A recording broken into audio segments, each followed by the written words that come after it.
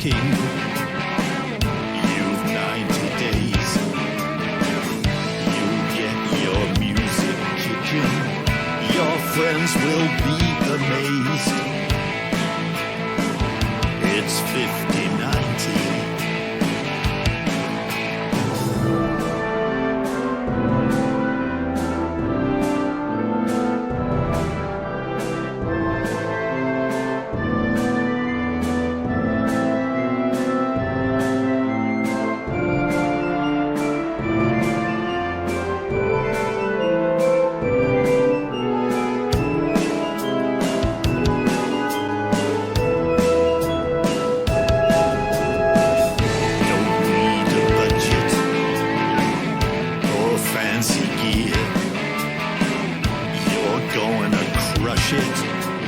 That's why HFO is here. It's 50/90. It's 50/90.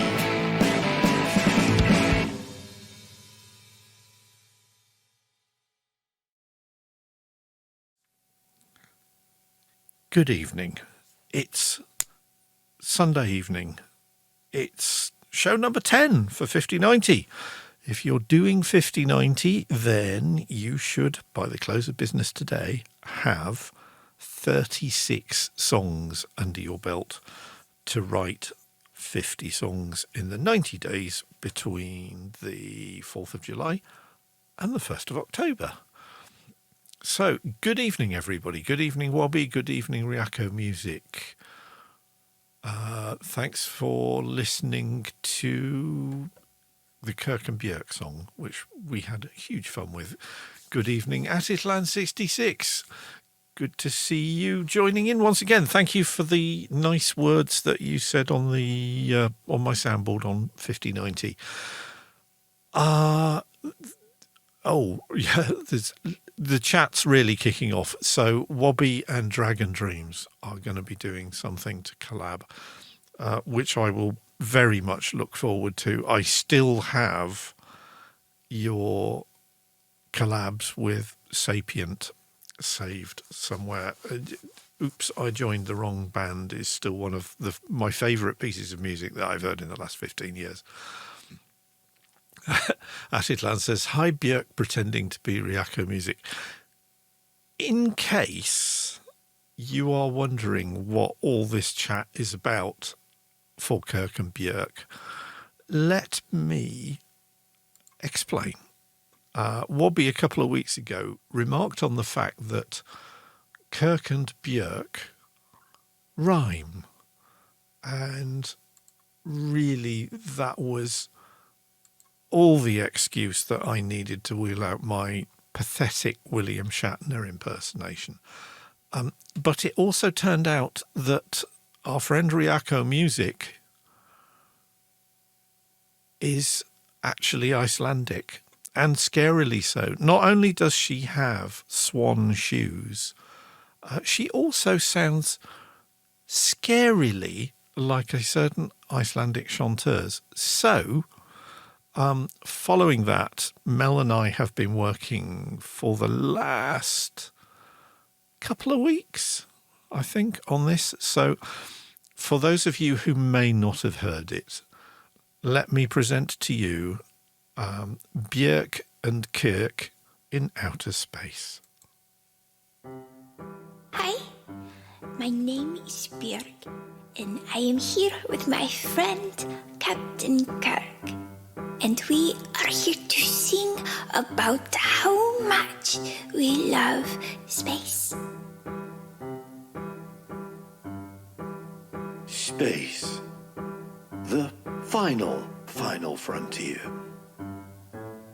When it is night, I can look at the stars in the sky and wonder how many spaceships are passing me by above us. Spock, do you see that?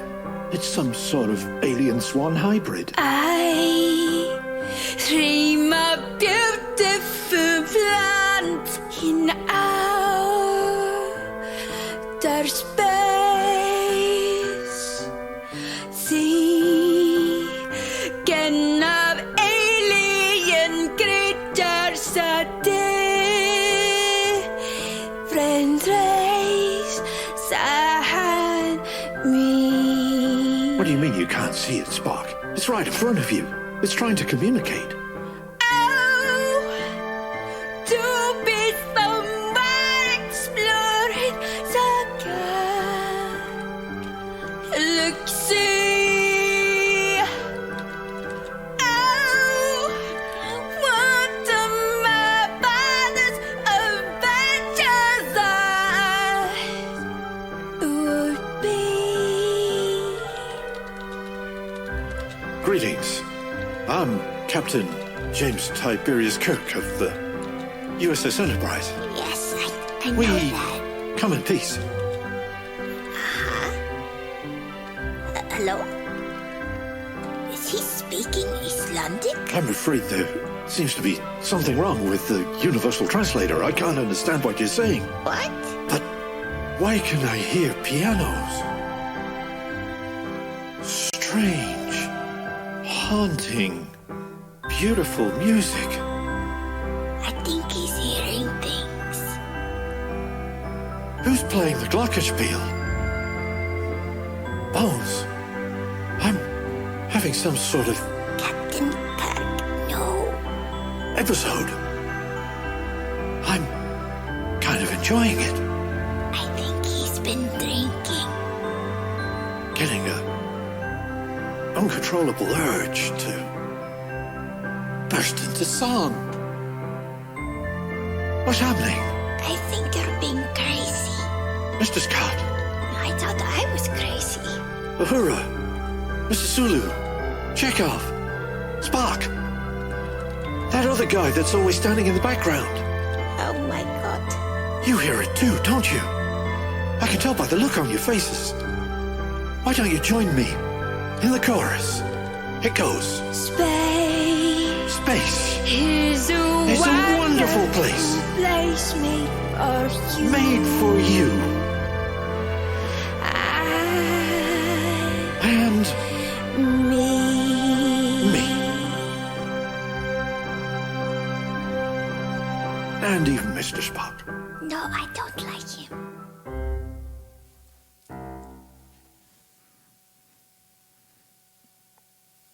Huge fun. Huge kudos to Mel for going above and beyond the call of duty for that, and just uncanny is the word that I would use for that impersonation. Just absolutely brilliant. So really, really pleased with how that turned out. Although I'm kicking myself because I'd originally written my part to start with Kirk saying music, the final frontier, and then forgot what I was going to say when I did take two on the vocals. But never mind. Just so many good touches in that. I love the fact that Björk can get an entire sentence in the gap that Kirk leaves in one of his dramatic pauses. And I was listening to Maurice LeMarche talking about imitating Kirk on an old Nerdist podcast. And he explains that one of the new touches that Kirk has is that he uses the letter N in front of random words in how he pronounces stuff. There are just so many idiosyncrasies in both of those characters, and it was huge fun to try and unearth them and dig them up, and I think we did good there. So very, very pleased with that. So yeah, 5090. It's it's been fun this week. I've done quite a lot of stuff. On Thursday, I think it was, I'd kind of got something beginning to come together, and it had gone very, very, very disco-y.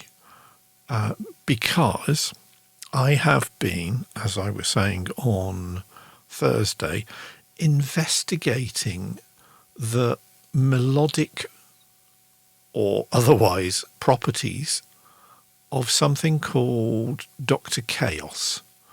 So I'm just going to open the appropriate. So this is something I'm working on at the moment, which, as you can see, is in 7/4, but we'll cover that. We'll cover that later. Ryako Music says, thanks for doing the song with me, Chris. Woodrow lost his damn mind. This is our wonderful friend, Mr. Woodrow Phoenix. Yeah, I think we freaked people out by how scarily on the button that was. But yeah, huge fun. Bobby says gold. So I'm glad you guys liked it as well. Right. So this strange blue thing down here, I've been teaching myself a bit more about how it works, and actually drove myself to the point of watching videos on YouTube. Dr. Chaos is a Max for Live plugin, and what it does is you give it a network, this little thing here, or if I open yet another window,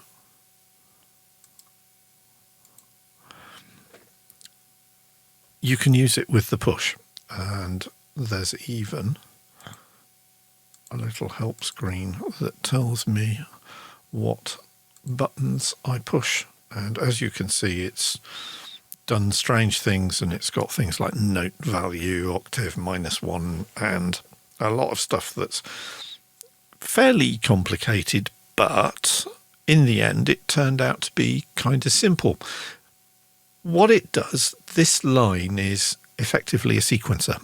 So the first note in the sequence, what I then tell it to do is to play the 5th note in the scale for the second, and then the 4th note in the scale for the 3rd note, and then the octave or whatever else for the 4th note, and so on. And these little almost circle of fifths relationship diagram tells you where it's going to go at each point. But it can get stuck, so you add a bit of chaos into it. So it will randomly pick something else if it gets bored.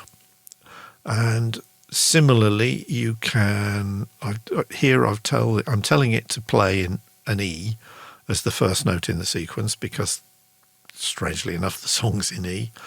I've kept everything else fairly straightforward, but I've given a bit of randomization. So it can play a different octave, it can play a different velocity, and the note length can vary a bit.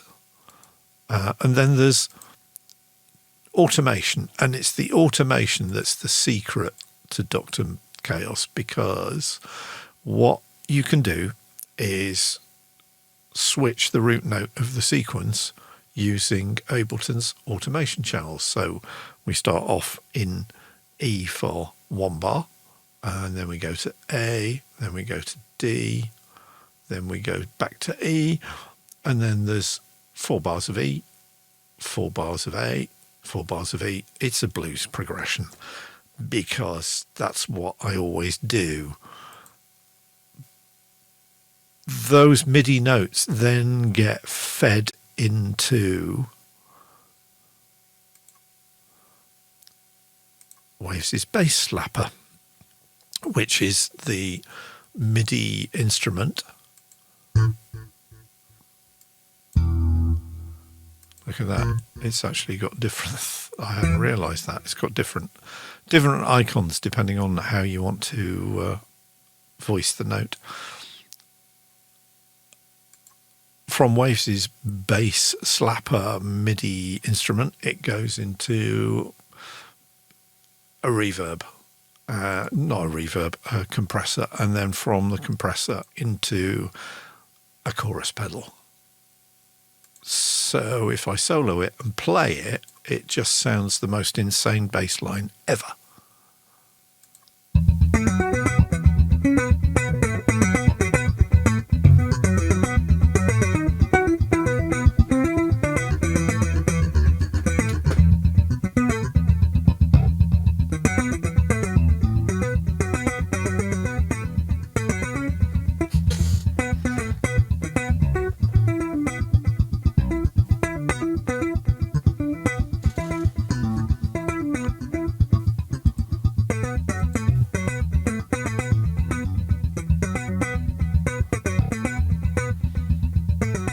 And you can see how the notes jumping around at the bottom here and following fairly randomly the sequence of notes in the network at the bottom.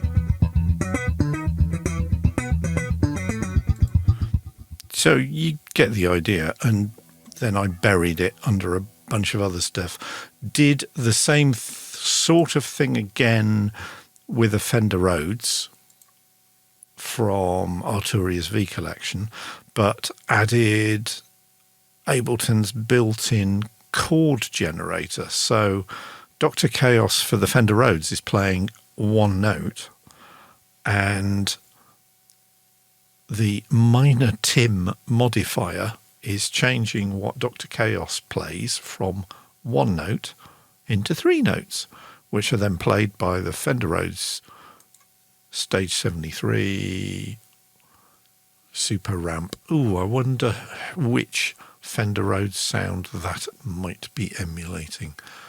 And then just into a compressor. Array of Emotion says, does it play the same thing every time like with a seed, or is it random every time?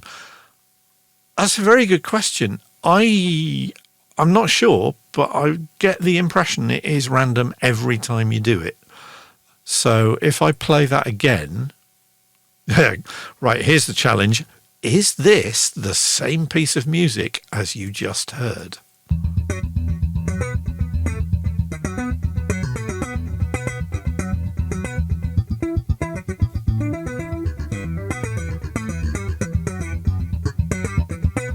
It's not, is it?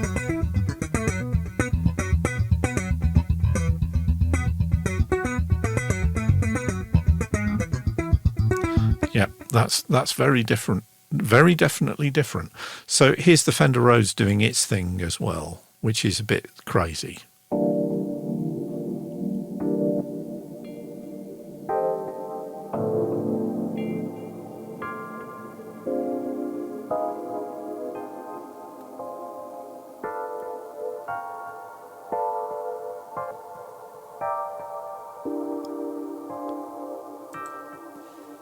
But the thing is, because I've copied the same root note information to both tracks, they're basically playing the same parameters, although the rate at which the Fender Rhodes generates notes is a lot slower because it's more sedate than the sort of super caffeinated Mark King on the bass.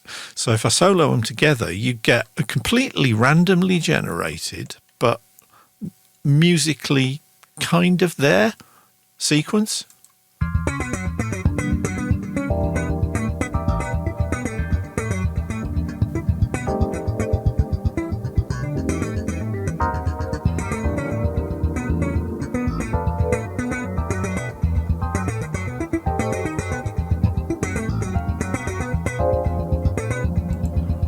So, as Array of Emotion said, generative art. I'm quite excited by this. It's not something that I'd ever sort of thought, I'll just let Ableton generate the music rather than me. But I kind of like the randomness of it and the strangeness of it and the not quite in tuneness of it, to be honest. So I buried that under a whole bunch of other stuff. So eventually it sounded like this.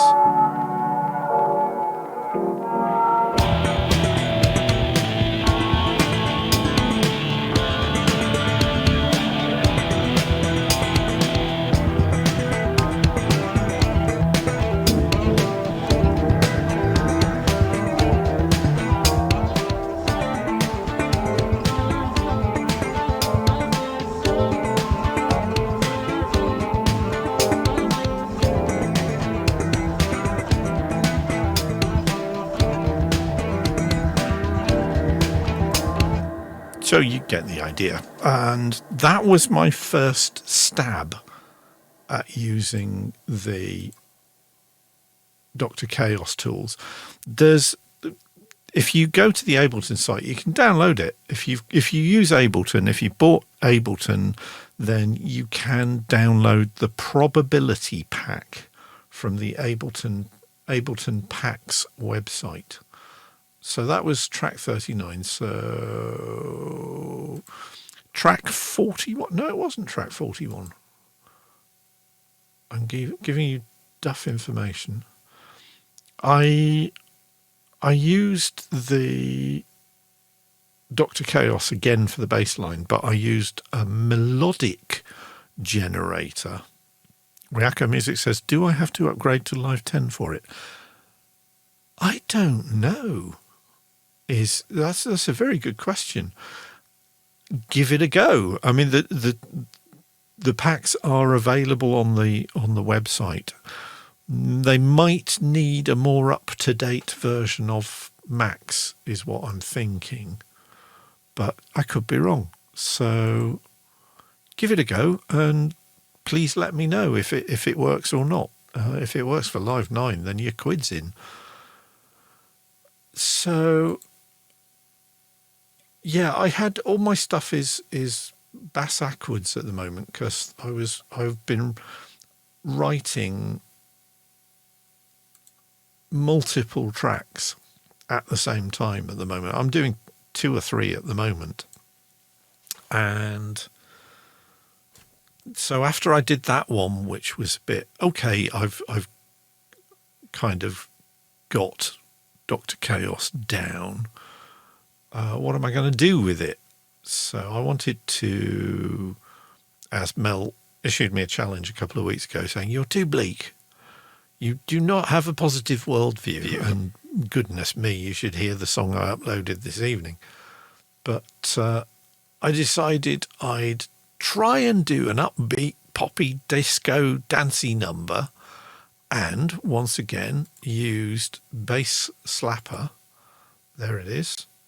But this time I actually used the push to play the notes. And I think if you remember last time I said, yeah, it's kind of there, but some of the notes don't sound right.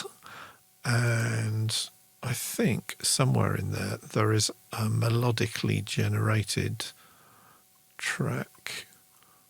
Or maybe it isn't this one. But yeah, so I've been playing lots of bass guitar without playing any bass guitar whatsoever. And there are ridiculous... Somebody said, you've got interesting vocal processing on this track.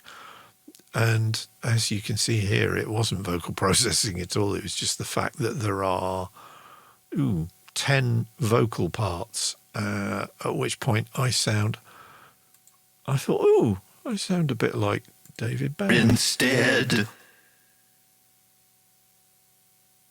keeping it unreal. So no real processing. That's just me and me and me and me and me and me. Do you want to hear this one, guys, or did I actually play this one last time?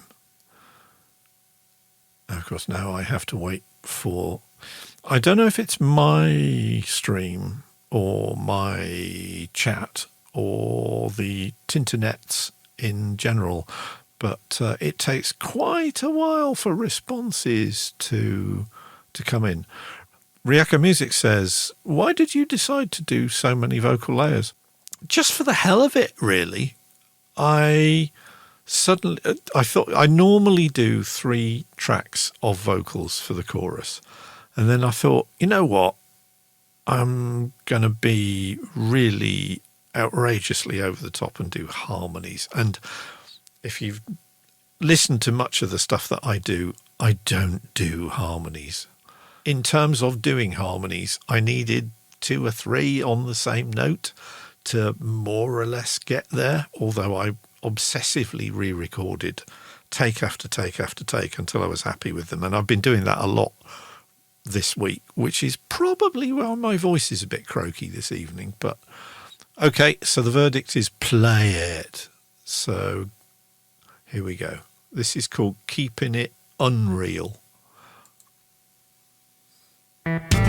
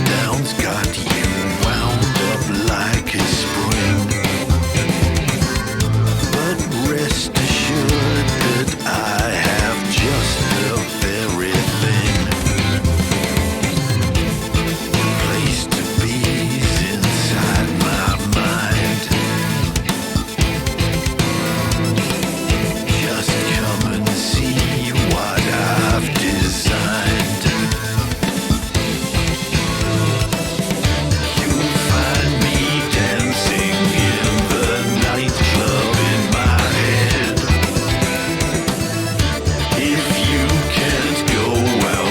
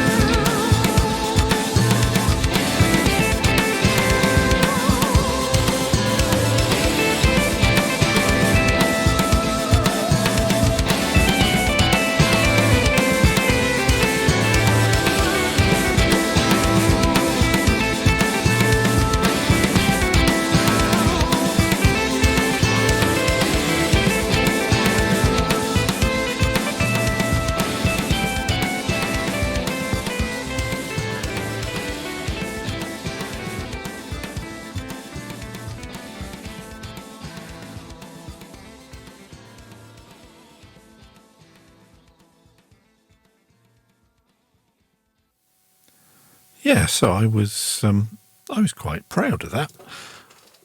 Atitlan says, very 80s sounding. In Bowie terms, black tie, white noise. And Array of Emotion says, a lot of what you've been doing lately has been quite 80s.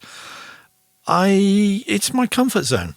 The 80s were when I was really becoming active as a musician and playing in bands and recording with mates' Porter Studios and just generally having a whale of a time and going to gigs.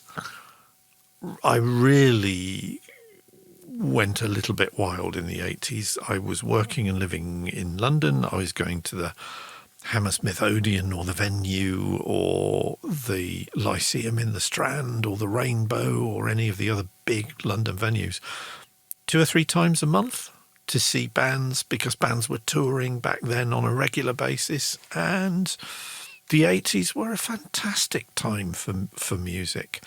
In terms of listening to it now and just then, there is one piece of music, and I don't think anybody spotted it, so hopefully it won't be that obvious. It sounds to me very suspiciously like Nick Beggs playing the bass, because it reminds me now of Kajagoogoo's Too Shy. Yeah, maybe that's just me. You'll notice there's a pre-chorus in this. I don't do pre-choruses. What's going on, HFO? What's happened? I thought, for the hell of it, as I was putting the sequences together on the bass guitar, because this was built around the bass riff, I thought, I know, I'll explicitly put a pre-chorus in. It kind of worked really well. Array of Emotion says, and you didn't have to pay like €60 for a ticket, I bet. Mate, the first gig I went to at the Hammersmith Odeon was to see Devo, and the ticket cost me £4.50p. And, oh gosh, who was the band who had a song called The Sound of the Suburbs? I'm gonna have to look it up, but they were the support band, and they were pretty good as well. So, The Members, yes, stonking band from the album At the Chelsea Nightclub, which I never actually went to. That was more my sister's sort of taste. Ryako Music says, yeah, you totally bad-mouthed pre-choruses before. And Array of Emotion says, who are you and what have you done with Chris? I don't know. It's as simple as that. It's something that maybe I just needed to grow as a songwriter to the point where they made sense to me. The last track that I uploaded to 5090, which I did earlier tonight, which is very, very slowly loading on my copy of Ableton right now. God, it's amazing how much slower it runs when I'm running OBS to stream live at the same time. Although if I turn me off or move that, you see my little CPU meter is stuck at 23% at the moment. There you go. So I did a Leonard Cohen number, which I uploaded earlier today. And once again, there is a pre-chorus in it. So the beast has been unleashed, as they say.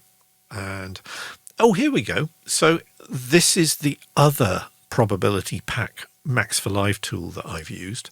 So what am I using? So this is effectively a sequencer, but there it is. You use automation to set the root note, and once again it's in E, and oh look, E, A, what's the betting? That's B, it's a 1-4-5 blues progression again. I'm sorry, I'm predictable as hell.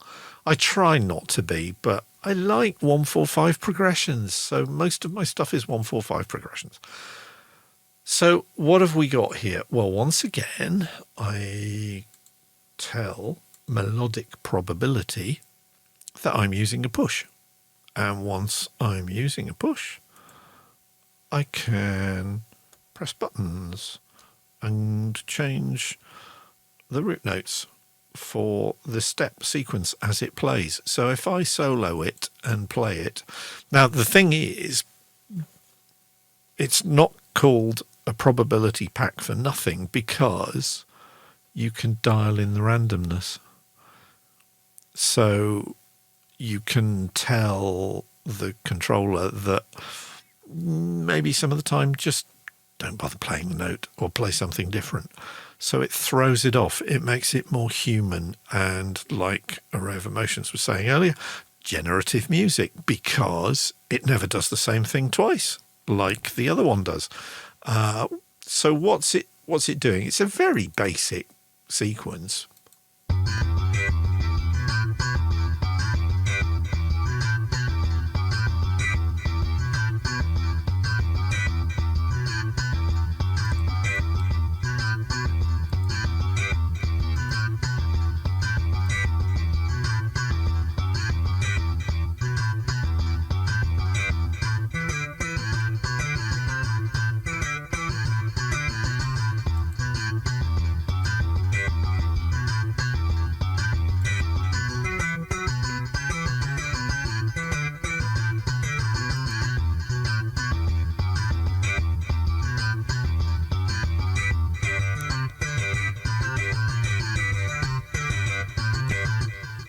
You get the idea. So it's a lot more controlled than Dr. Chaos.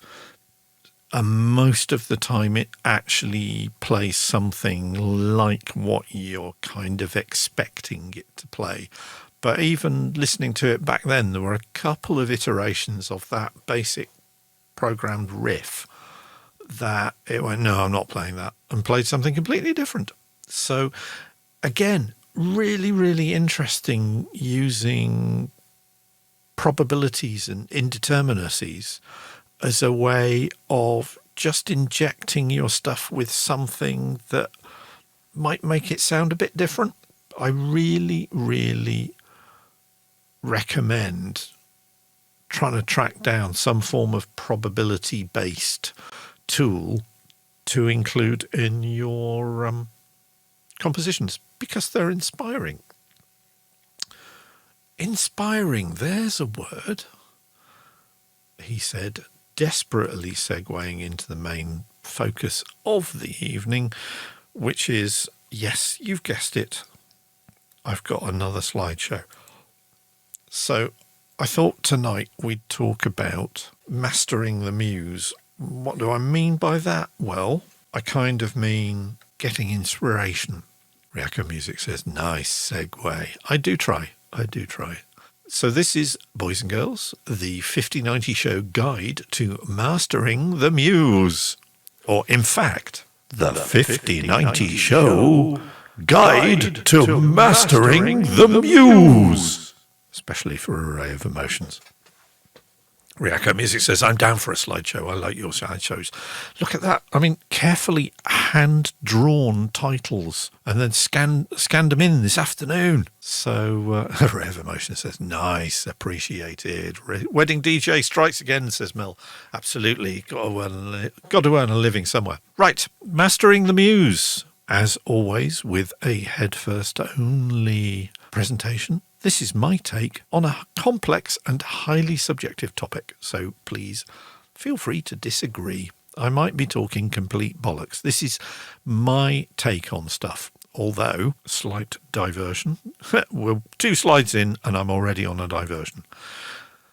Last night I was lucky enough to be part of a Zoom conversation with a whole bunch of my musical Facebook Chapman Stick, prog, and other musical genre buddies that was organised by Marcus Reuter, who I've been friends with on Facebook now for many years. Marcus is one of the good guys, brilliant creative genius, was a member in 2019 of Devin Townsend's touring band, and he reminds me of this quite regularly. He says, yeah, I thought you'd be surprised. I exploded basically. And another friend of mine who is a very, very gifted, very, very brilliant electronic music pioneer, composer, performer, and general genius called Robert Rich. And the Zoom conversation last night was a conversation between Marcus and Robert about creativity. And a lot of the slides that I'd already started putting together on creativity for this kind of got warped because Robert made a lot of really, really interesting points in his talk last night. So I freely admit I took more than a little bit of inspiration from Robert's talk. So Robert, thank you for that. It was a brilliant talk. Really enjoyed it. Anyway, back to the PowerPoint. So mastering the muse, seeking inspiration. That's what we're going to be talking around for the next, I'm going to try and keep it fairly short. I've already been going 3/4 of an hour. So let's say round about half an hour and we'll see what happens. It'll probably end up being 3 hours or something, but who knows? So you may be in the position where you want to create art, but you don't know what to do. You may know that it's going to be a piece of music, but that's as far as it's got. Or you need to come up with an idea for something. It might be a pitch. It might be a book. It might be a story. It might be a comic. Might be a space opera. Might be a stage opera. Might be a pop song. Who knows? It could be that you just need to get to number 36 in your 5090 adventures. And hopefully this will give you a few ideas to get to that magic number 36 by the end of today. And if you're in the States, you've got loads of time.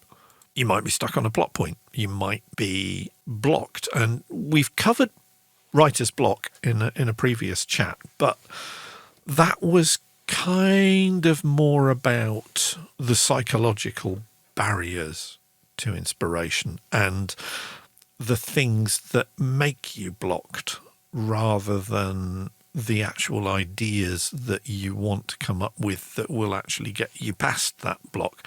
Ryako Music says it might be another Björk and Kirk collaboration. Who knows? You know, we could have founded a new musical genre with that track, you know. Give it 18 months and everybody will be doing Björk and Kirk collaborations. Maybe even Miss Guðmundsdóttir and Mr. Shatner will be doing one. Who knows? I'd love to see that. You might just need a good name for something. You might have a complete dearth, and I love that word, of ideas for what to call whatever it is that you're doing. And, of course, you want to be original. You don't want to be coming up with the stuff that everybody else is coming up with that has already been done. You want to break new ground. You want to found a new musical genre like Björk and Kirk. Squirrel Alert says Array of Emotions, but my favourite Shatner collaboration is with Henry Rollins. Mine too. And do you know why? Because the guitarist on that track is a former member of King Crimson and another creative firehouse, Mr. Adrian Bellew, who has also been in the Tom Tom Club, and he's played with Frank Zappa. Absolute genius. But yeah, that Shatner album, it's got Henry Rollins on it, and it's got Joe Jackson's on that album. I can't get behind a fat ass. Has to be one of the all-time great Shatner lyrics. Anyway, enough of that squirrel. What is a muse? And if you're going to say, oh, it's a 3-piece power trio from Teignmouth in Devon, then yes, that's muse. But with the indefinite article, what is a muse? Good question. In Greek myth, there were 9. Well, there are arguments because the Romans reckon, no, there weren't 9, there were only 3. But it is generally accepted that there were 9 muses. So here they all are, and I am now going to completely ruin any impressions that I have a classical education by massacring the names. So if you're from Greece, then I apologise in advance, but Calliope was the muse of epic poetry. Clio was the muse of history. Erato was the muse of love poetry. Euterpe, the muse of music. Melpomene, the muse of tragedy. Polyhymnia, the muse of sacred poetry. Terpsichore was the muse of dance. Thalia was the muse of comedy, and Urania was the muse of astronomy. Now, I'm sure you're all sharp people. You've already realised, well, hang on, that's not just arts, that's kind of sciences and stuff as well. And yes, that was the point, because the muses were all about knowledge, arts, science. It was all muses about knowing stuff. And it should also be observed that the Greeks were ludicrously heavily into poetry, because they didn't just have one muse for poetry. They actually had subcategories of poetry, and they gave each one their own muse. And according to Hesiod, back in 600 BC rather, the muses were all the 9 daughters of Zeus and Mnemosyne, who was the goddess of memory. So memory was thought to be the mother, literally, of all sources of inspiration. Hold that thought. Now, anyone who lives in New Orleans? New Orleans has a street named after each of those 9 muses. Array of Emotion says, no muse for philosophy. I guess not. Philosophy was more thinking about knowledge rather than knowledge itself. Atitlan says Mnemosyne, hence mnemonic, I guess. Yes, pertaining to memory. And Ryako music, of course, spots the Gibson reference. Johnny Mnemonic was a guy with a whole 10 megabytes of computer storage chip embedded in his head, played by Keanu Reeves, whose birthday it was a couple of days ago. So happy birthday, Keanu. So if Mnemosyne is about recalling knowledge, then if you're going to work with your muse, you have to work with what you know. The muses were seen as the sources of all knowledge in science and the arts. Their followers established cult places for the public display of knowledge, and we still use the same name today. Museums. A museum was literally a place for the work of the muses to be put on display. So that's where we get the word from. So knowledge and inspiration were seen as being very, very closely linked. The more you know, the more inspiration you have access to. And that's kind of where I'm going to go with this talk. Because if you're getting stuck for ideas, if you're getting stuck for coming up with something new, then the thing that I recommend, and it's why I am the way that I am, feed your head, read a lot. Atitlan says White Rabbit. Yeah, follow the White Rabbit. And you're getting ahead of me here, mate. Have you been seeing my script? So feed your head, read a lot, and read widely. Don't just find a genre and stick to it. Join your local library. Just go to a section of the library at random and pick up a handful of books and then read them. I used to love doing that. The Dewey Decimal System. 40 years ago, I knew it backwards, and I would just pick a number and then go to that part of the Dewey Decimal System in the library and grab a couple of books and then read it. And that's probably why I have as weird a mind as I do. Ryako Music says, do you have a library near you, Chris?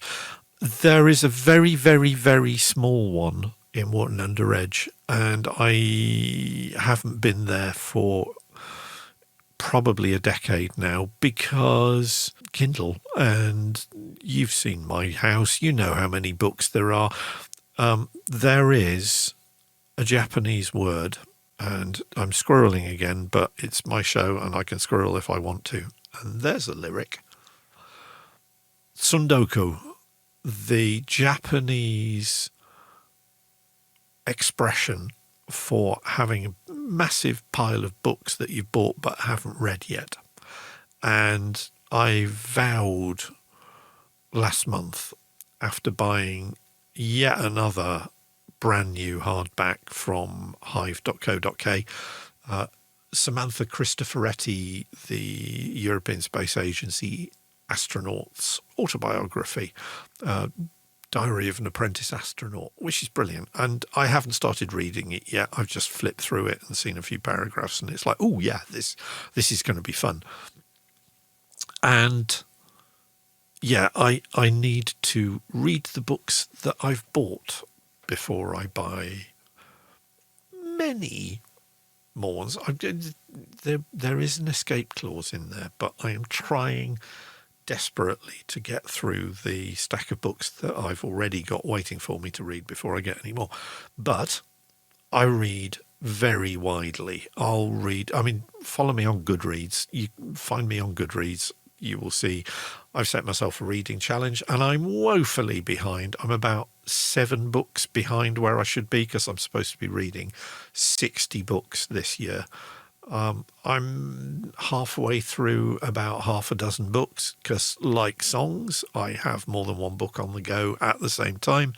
I'm reading Jung's Psychological Types again and really enjoying it, but I have to take it in short doses. I'm reading a brilliant fantasy novel called Children of Artifice by my friend Danny Ware, and that is really good. I'm really enjoying that. And I read a lot of fiction, I read a lot of non-fiction, and you should too, because the more you know, the more you'll start putting associations with things together. And with my educational psychology hat on, there are 6 different stages of learning. There is just regurgitation, where you memorize stuff. You don't actually have to understand it at all. You just say it again. So that's the first level of learning. Second level is understanding what you're actually learning. And then you get onto the more complicated things, and you end up with analysis and synthesis. And synthesis is taking 2 existing ideas and coming up with something new. And we've talked about the anti-sin challenge in 5090, where you take the original song, then you write its antithesis, and then you create a synthesis of the original song and its antithesis, and you create something new. So that's where all the terminology comes from. But in terms of assessing student behaviour, assessing learning, assessing educational or cognitive ability, it's that synthesis, and above that even evaluation of saying, is this any good? That as a university lecturer, I was looking for as the behaviour in my students. So Ryako Music says, I've never attempted an anti-sin thing. I did one a couple of years ago, I think, and they're harder than they look.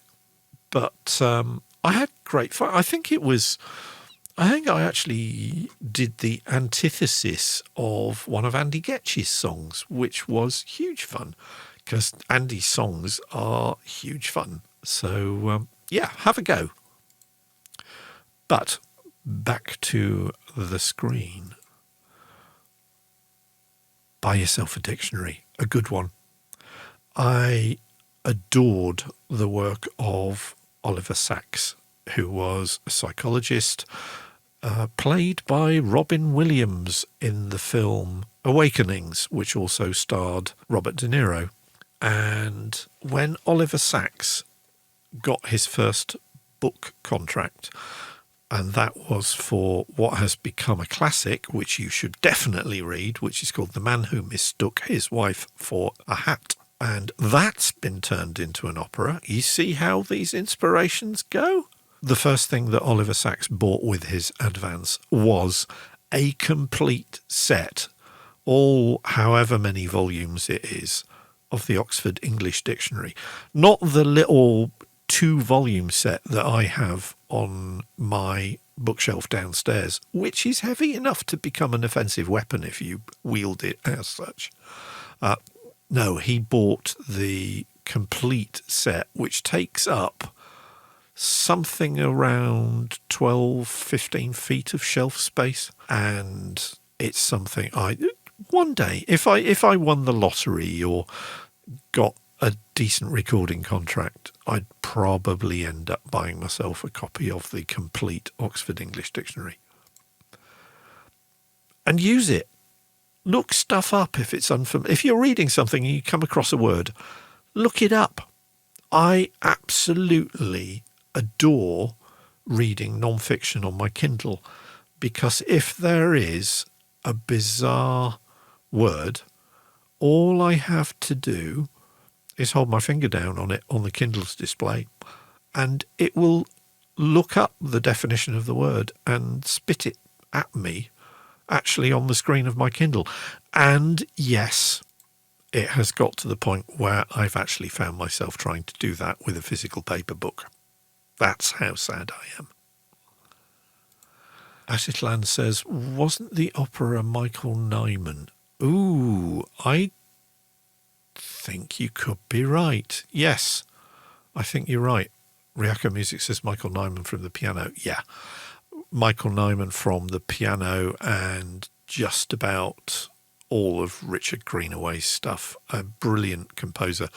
The closest thing that Britain has to the minimalists like Philip Glass or Terry Riley. Ryako Music says, I saw him live.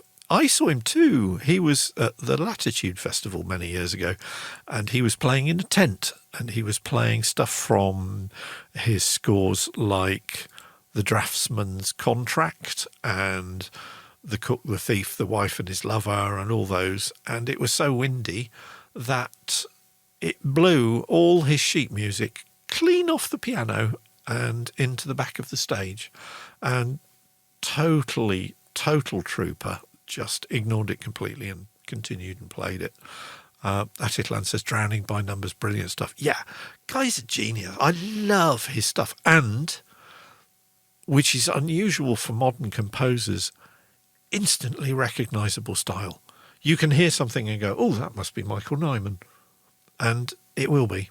So, yeah, highly recommended checking out Michael Nyman. There you are. That's another squirrel. How many squirrels is that today? We're doing okay with the squirrels. Right. Look stuff up if it's familiar. If it's unfamiliar, push the button on your Kindle or look it up in your dictionary or even use Wikipedia. Ryako Music says he played here in Bruges in the very old concert building with uncomfortable seats. Oh, that's a shame. There you go. I was being told to follow the white rabbit in chat earlier, and scarily enough, that is what I got on this slide while you guys were telling me to do that. Follow the white rabbit. Go down the right rabbit hole at every opportunity. Indulge your curiosity. This is something that Robert was talking about last night. He said, never lose your curiosity. Always try and find something new to interest you. Marcus was laughing because he was saying they would actually need a separate show just to discuss all the different hobbies that Robert has. Although they did said he's a bit of a wonderful cook. Ryako Music says, whoa, we're psychic. Well, there you go. You see, we're on the same wavelength, which is really nice. I like this. So, feed your head. And because I know I'm amongst friends here, embrace your inner nerd. I have a role model, and this guy, in one sentence, summed up basically my modus operandi for the last 15 years or so. That's what I do. I drink and I know things. Tyrion has got life sussed, because that's the meaning of life, drinking and knowing things. So, I want a poster of this bitmap, very large. I shall hang that on the wall in the studio once I've completed my studio upgrade. So, maybe hold off on the drinking to a certain extent, but know things, read stuff, know more things, because each of those things will help you to be more creative. And don't just expect stuff to go in and stick, because take it from me, it won't. So take notes. Always have notebooks around. I have spiral bound, hardcover, black and red notebooks in piles around the house. I have spiral bound reporters' notebooks in every room in the house, because if something occurs to me, my memory ain't what it was 25, 30 years ago. It's still good, but I'm not going to remember everything. And if I've had a really interesting dream and I want to remember it, I'll write it down, because dreams do not stick in short-term memory. And again, this is something that Robert was talking about yesterday. He was saying that he actually uses lucid dreaming, in other words, dreaming under control of your conscious self, as a way of exploring creative avenues. I was very jealous, because whenever I realise that I'm dreaming and actually say, oh, I'm dreaming, I wake up, which is really irritating, because you'd think it'd be like being given the world's largest Lego set that you could actually play in a dream. You know, take Inception to ludicrous levels. And no, if that was me in the cafe with Leonardo DiCaprio and he said, we're dreaming right now, I'd have woken up instantly, which is really irritating. Take notes. If you have an idea, write it down. Pen and paper, notepads, have dedicated ones. Keep a dream journal. If you come across an interesting saying, write it down. And you've seen the various notebooks that I have here. So this is, a bunch of stuff about February Album Writing Month from 2013. The guitar settings that I used. Kittens and Rammstein. Sapient reckons that the vocals needed more phlegm, and he's probably right. So, I've got loads and loads of pages and pages of notes and course notes for things that I did on Coursera with Berkeley, and I still read these. That's why it's within arm's reach as I work here in the studio, because this sort of stuff comes in useful. Take notes. I have various pieces of information available that I need. So, for instance, I've got a Keeley Dark Side pedal. So I have the summary of the controls for the Keeley Dark Side just tacked up onto the bookshelf in front of me. Atitlan says, as soon as you realise you are lucid dreaming, you break the control thread. Is that what's happening? I don't know about these things. Maybe that's another reading project. Oh no, I'll have to buy more books on subjects that I don't actually have something in already. There must be courses for teaching yourself lucid dreaming. Psychic link again. Ryako Music just says, I wonder how long it takes to learn that. I'd love to know. Maybe after 5090 finishes and I've got rid of the bed and actually got the proper studio up and running, maybe I'll take a few weeks and see if I can teach myself lucid dreaming. That sounds like a fun project for the winter as the winter draws in. Anyway, if you think of a brilliant title, write it down.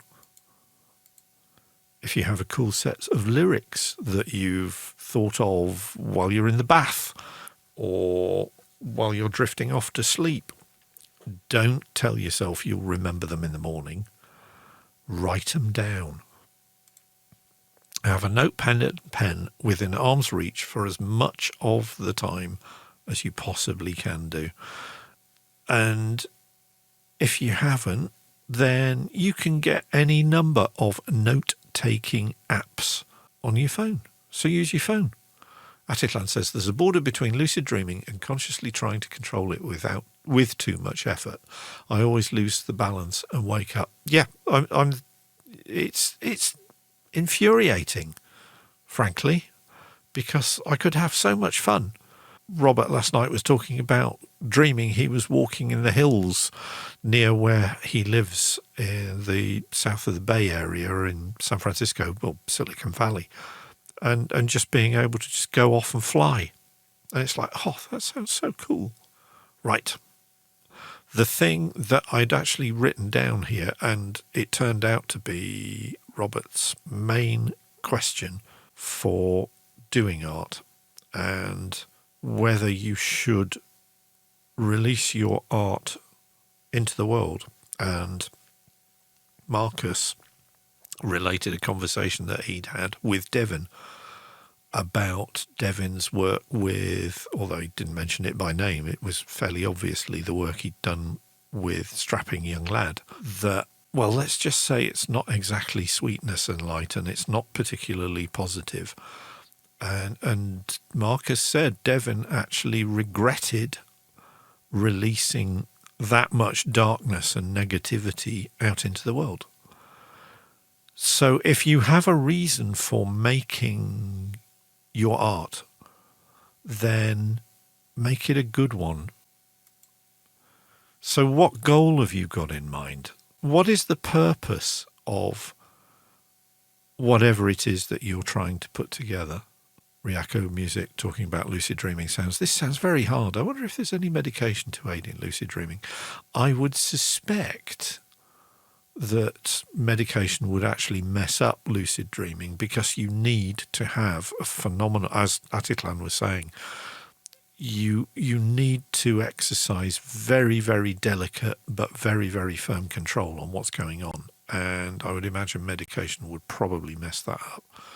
Areva Motion says, yeah, he has mentioned several times in interviews that he's so done with being dark and angry.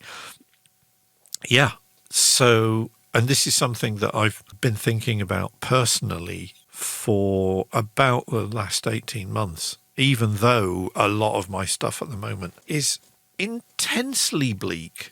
And it's surprising me just how bleak a lot of the stuff that I'm doing is. But, you know, there's stuff going on in this country at the moment that people have resorted to legal processes, and I'm not even allowed to tell you what those legal processes are, to prevent people finding out about things that have happened to aforesaid people who I haven't mentioned. And yeah, you can find all the information and photographs of the parties involved on Twitter by just searching in the hashtags. But the fact that that is going on in a country that is supposed to raise itself up as an exemplar of a country where the press has freedom to criticise and bring misdeeds to light, and then a aforesaid person is actually praising the country's legislature for that, while at the same time using aforesaid legislature to do exactly the opposite. I'm just deeply, deeply, deeply cynical at the moment, and I need to work on that. I need to be happier. Ryako Music says, do you think your meds stop you from lucid dreaming? Yeah, that's an interesting point. The previous meds I was on definitely did, or they definitely affected my dreaming. And since I came off those and went back on the current meds, then my dreams have been very, very weird, but much more intense. And sadly, again, because of my perception of the state of the world at the moment means that most of my dreams are anxiety dreams at the moment, which kind of sucks. But I'm just in that headspace at the moment. I'm trying to work on making my headspace better. Perhaps making happier songs is one way that I can create a feedback loop and improve my state of mind and reduce my negativity, grow my positivity. That's kind of what I've been trying to do for the last 18 months. And I'm not going to lie, I'm getting on a bit. I've hit 60. It's got to the point now where I find myself occasionally thinking, well, what are people going to remember me for after I've gone? What are the things that I've done that are going to stay with people, if anything stays with them at all?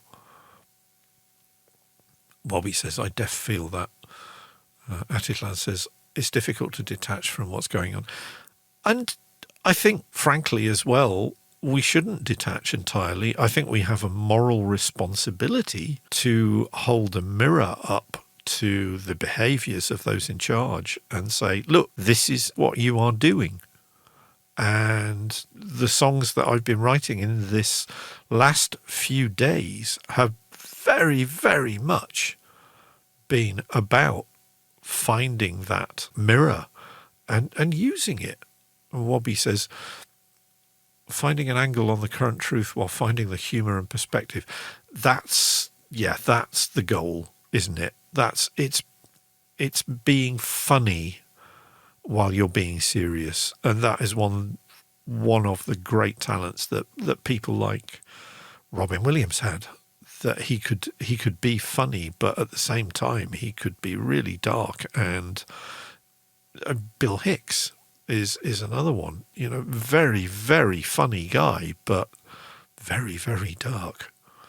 Atitlan says, I've tried to avoid too many current affairs songs this year. Not that I've been able to write many, but a lot of what's going on has been coming for years, and I've written lots on the subject.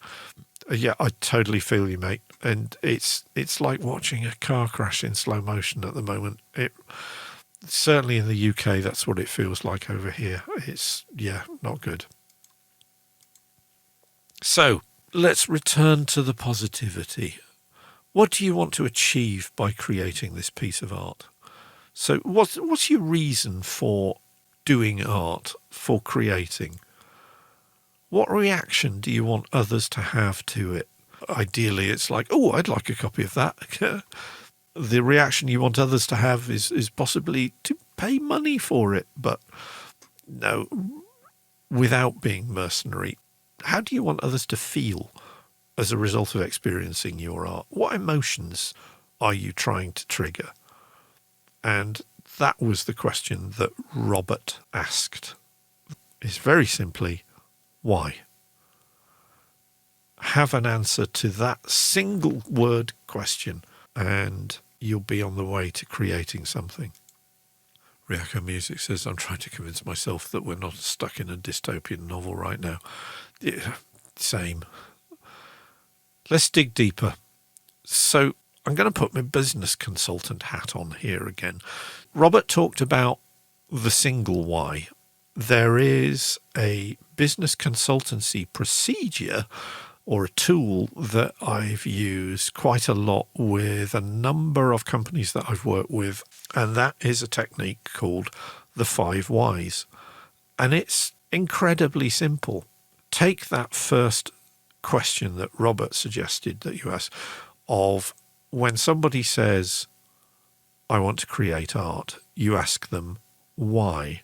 But then you dig deeper, because when they give you the answer as to why they want to create that product, that artifact, that song, that piece of art, when they've told you why they want to create it, you ask again, why? And you continue that process of asking why in response to each of the 5 responses, to dig really deep into the fundamental driver that is governing the urge to create. And it's the answer to that 5th why that is the one that will get you working at the deepest level, at the most fundamental level, and at the most inspirational level. 5 whys. Ask yourself why you want to do something. And to each answer that you give, ask yourself why you said that, until you come down to the actual heart of what it is that is driving you, because that's where your inspiration lies. And if you're still stuck at that point, there's plenty of other stuff you can do. These are some of the ones that I've seen used in 50/90 and February album writing month. All they're things that I've actually done myself. Write a theme for a character in a book or a film or a TV series. Write a theme for your favourite food and drink. The number of songs that get written about coffee on February album writing month and 50/90. I've written, I reckon, nearly 10 songs about coffee since I started doing February album writing month, and I'll probably write more if I get stuck. You know, it's a go-to. Write a theme for something that you absolutely love. You know, whether it's potato crisps or urn brew or ginger beer or Cabernet Sauvignon. Write a theme for it. Write something that extols the virtues of something else. Ask yourself, what would something or other sound like if it was a piece of music? What would coffee sound like if it was a piece of music?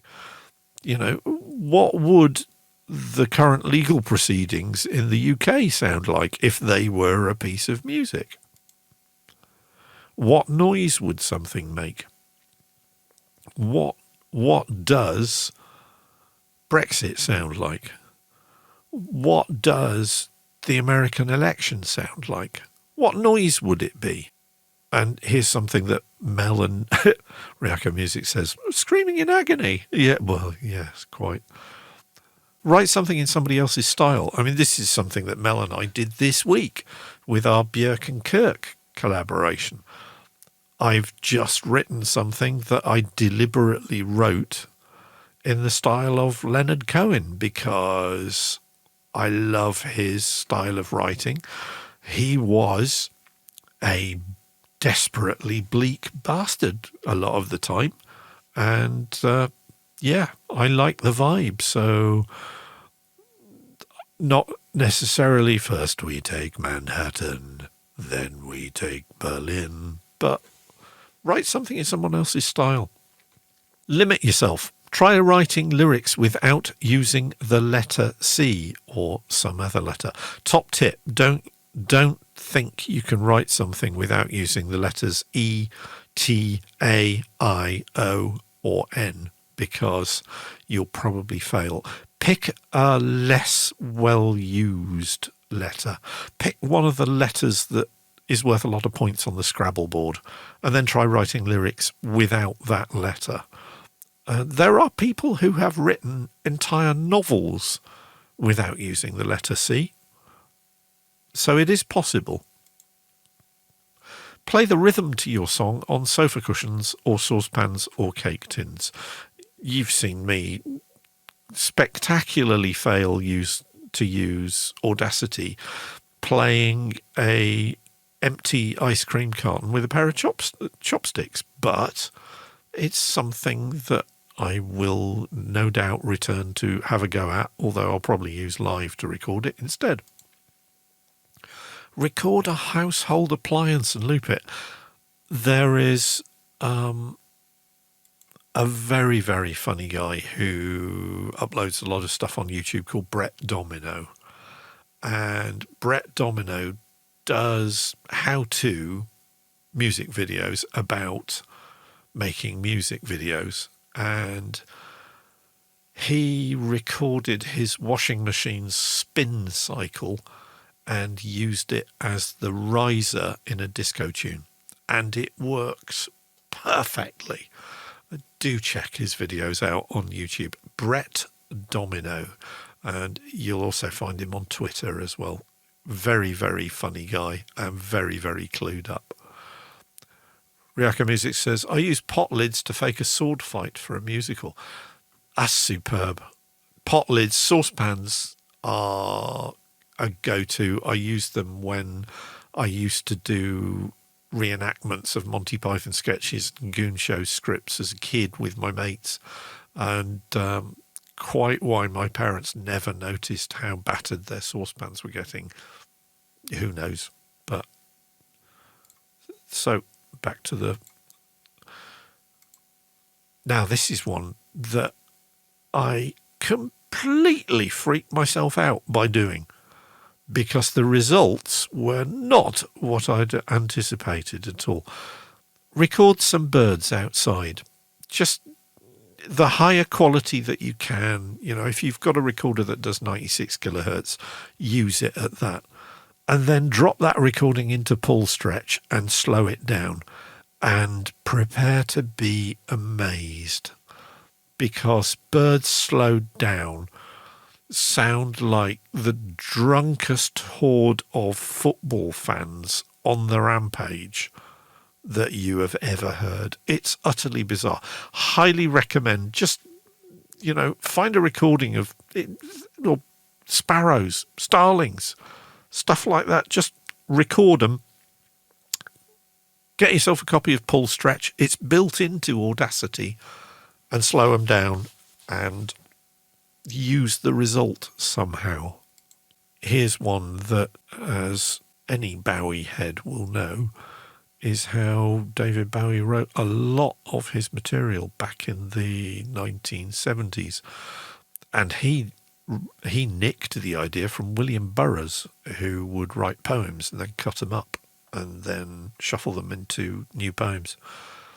It's a really interesting way of coming up with non sequiturs that actually make a song lyric sound really, really interesting sometimes. And you've done cut up stuff in the past, haven't you? I'm pretty sure I've seen stuff from you that used a cut up loop. Somebody certainly has on 5090 or Form in the past few years has used cut up lyrics. Wobby Wobbit says, yep. Yeah, I thought it was you. Really interesting results. I might have a go this week with that technique. Cast your net further afield. Anything can be an inspiration if you let it. Today, I mean, I was marking off my progress on the 5090 calendar I have in here, and said to myself, oh, I'm closing in on 50. And then I thought, oh, closing in, that's a good name for a song.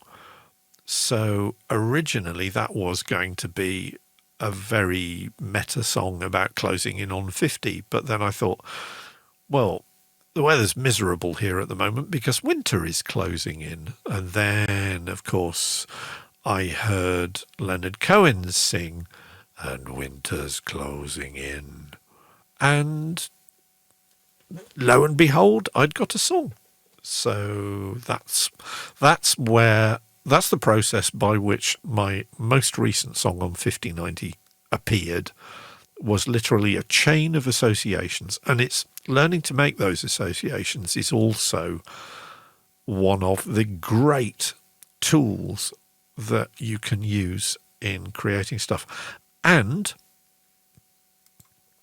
that's why I still squirrel a lot on these shows, because it's those mad associations that you want to actually get better at doing, because you will start seeing connections between things and drawing connections between things and synthesizing something new as a result of going down the squirrel hole. Do squirrels have holes?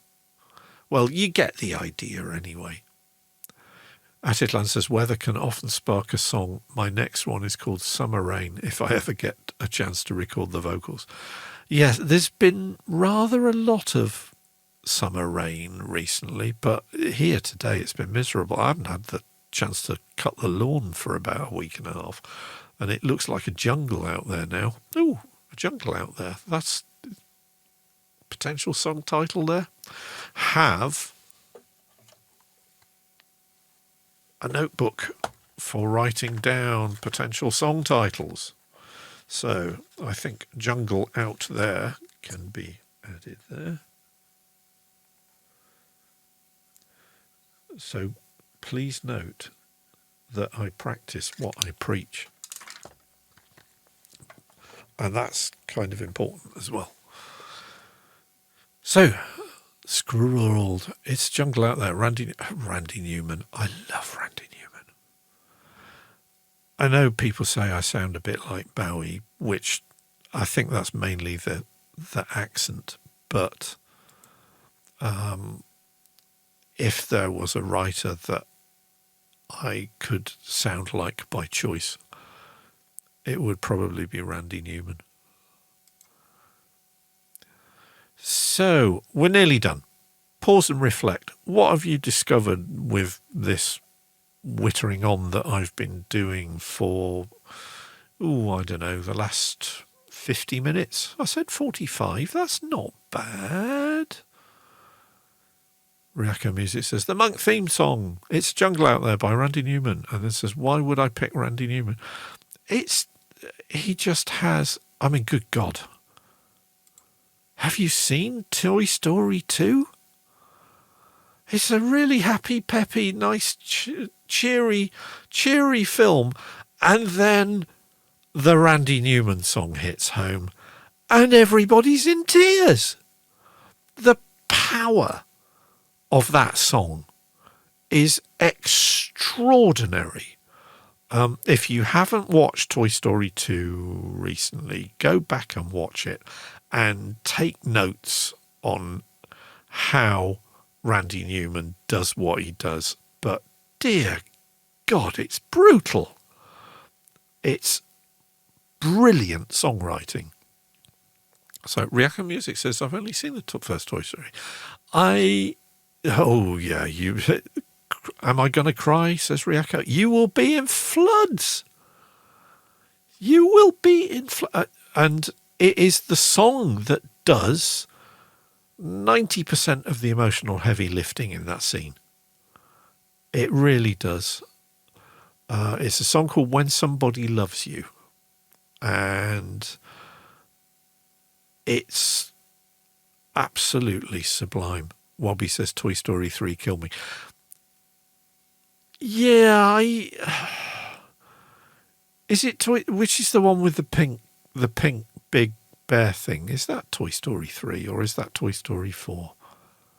I can't remember. It got a bit. That's 2. Okay, it's a bit. They got a bit too emotionally manipulative. I know Pixar are very good. I mean, good God, the first 10 minutes of Up. It's like, if I'd wanted to feel suicidally depressed, I don't think I'd have bothered. But I again, there is a reason for establishing that tone, and it is the subsequent catharsis and regeneration of the characters that are the point of the films. So you've got to start at the bottom before you get to the top. You can do it in a creatively satisfying way like that, or you can just do it by the numbers like a certain film director does, where in every frickin' film he makes, the main protagonist has a wife who has died. And yes, I haven't seen Tenet yet, so I've no idea if that trope is in Tenet as well, but I bet you it is. So back to our besquirreled presentation one more time. What have you discovered? Any aha moments? Is there anything that we've covered that you can use? Have a think. Pause and reflect. This is something that we encourage people to do as training designers, of making training stop for a moment and turning it over to the classroom and asking the classroom, well, did that work? Does that mean something to you? To sum up, have a reason. Know what it is that you're trying to achieve. It may be to have your cinema audience in bits, but it may be that you're just trying to convey a particular emotion or feeling or vibe or tone or quality. Wobby says, yeah, and this is what we class as kids' films. Pixar make films on many levels. I'm still catching up on the recent ones. Coco was an odd one. An entire film based around Mexico's Day of the Dead. Very, very odd, but I need to watch that again to decide whether I actually liked it or not. Read more. That, I think, if I was going to tell you one thing, just one thing out of any of this, it would be to read more and read more widely. But look stuff up. You know, we've consulted Wikipedia several times tonight. It's important to not skip on stuff. And let's face it, the internet is just a machine for looking things up that makes it so much easier, not necessarily more accurate, but certainly makes it much more easier to look stuff up than ever before in the past. Array of Emotion says, Grim Fandango did that. It was an adventure game. Was that one of Seven Arts'? I think I played that back in the day. Take notes. And it's okay to be a nerd about this. This is a nerdly pursuit. Fly your nerd flag proudly. Let your freak flag fly. And that's it, folks. The end. So thank you for watching. This has been my TED Talk. It's okay to be a nerd, full stop, says Ryako Music. Exactly. Train yourself to make associations, to look for connections between things. And Squirrel, the absolute master of that, and I think you can probably find him on YouTube, was a BBC Science journalist called James Burke, who's still going, bless him. And he actually made a television series called Connections. And he would tell you what the objects were that he was going to establish connections between at the first beginning of the show. And in every show you'd go, oh, well, that's ridiculous. They're not connected at all. And he would then spin out over the course of 30 minutes this wonderful tale of how one thing led to another thing, led to another thing, led to another thing, led to another thing. And James Burke is also the guy on the YouTube clip who had one chance to nail a shot to camera at Cape Kennedy, and no pressure. He delivers a minute-long plus speech to camera and then turns round, and the rocket that's on pad 39A about 2 miles behind him just takes off. That is class television. So do check James Burke out if you can find his stuff online. I don't even know if those if they're available on DVDs. They bloody well ought to be. James Burke also, big glasses like these, safari suits, flares, because it was the 70s, and just a first-class mind who would be able to synthesize something remarkable out of every program that he created. So do check him out. Array of Emotion says, nice TED Talk. Thank you very much. Better than a lot of TEDx talks I've seen. Well, I try. I mean, I have kind of been in training for 40 years, and meaning been working as a trainer for the best part of 40 years. So if I can't put a bloody slideshow together by now, then there's something seriously wrong. But I enjoyed that. So I hope it was useful. That's kind of it, really, for tonight. So please let me know if you're able to put any of this stuff to use. That's always something that that warms my heart when people say, oh yeah, I've actually done that, or I tried this and it worked, because that's kind of why I'm doing this. And if there's anything that you guys want me to cover in a future 5090 show, because it's not the 1st of October yet, we've got plenty of time to get some more songs under our belts. I'll be writing or continuing with my piece in 7/4 when I sign off here, although I might call it a night because it's quite late, isn't it? But for this evening, all I will say is, whatever you're doing this week, look after yourselves. Be sensible. Wear masks if you're out in public, especially if you're indoors. And stay well, stay safe, and stay sane. And thanks all. Cheers.